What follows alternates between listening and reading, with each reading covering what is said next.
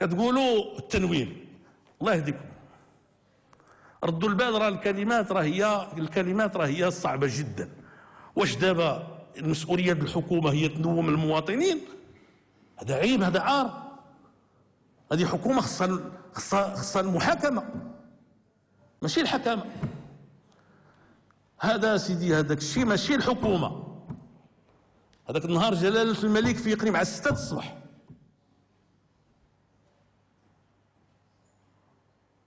باش يواخد عليا انه ربما ما عملناش اللازم. وجا عندي السيد وزير الداخليه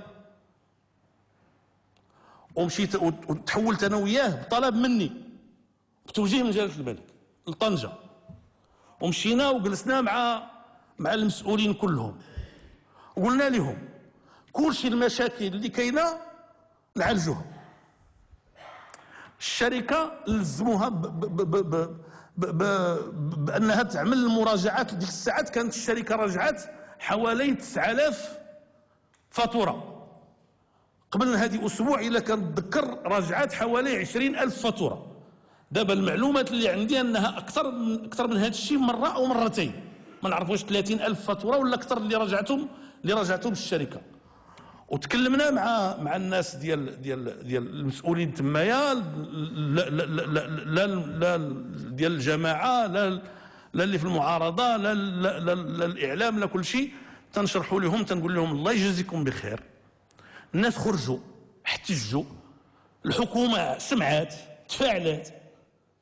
المره الاولى من خلال اللجنه، والمره الثانيه من خلال وزير الداخليه ورئيس الحكومه. شنو بقى؟ خلينا نكونوا واضحين. وجينا والتزمنا وبدينا المراجعه، لانه بطبيعه الحال ملي كتوقع اختلالات ما تيمكنلكش تراجعها في نهار ولا في يومين ولا في 3 ايام. عملنا في 4 ديال المقاطعات، عملنا تمايا شخص اللي كيستقبل الشكايات، عملنا في الوكالات شخص اللي كيستقبل الشكايات، بدينا كنعالجوا هذاك الشيء. قلنا لهم دابا هذه الاحتجاجات لم يبقى لها موجب، وحذرنا بطبيعه الحال.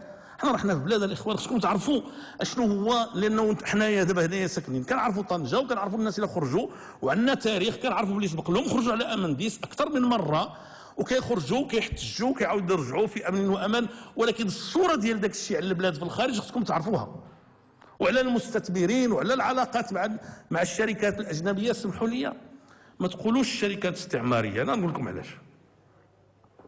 لانه هذه الشركات ماشي جات في عهد الاستعمار، جات في 97 بدات. فهاد الحسن الثاني الله يرحمه واش دخلت بالزمنه؟ حنا اللي جبناها. شنو هو السبب باش جات؟ السبب باش جات هو ان هذا المرفق كان كيتدهور. كان هذا الشيء السيد وزير الداخليه ولا ما كاينش؟ كان كيتدهور. انت معليش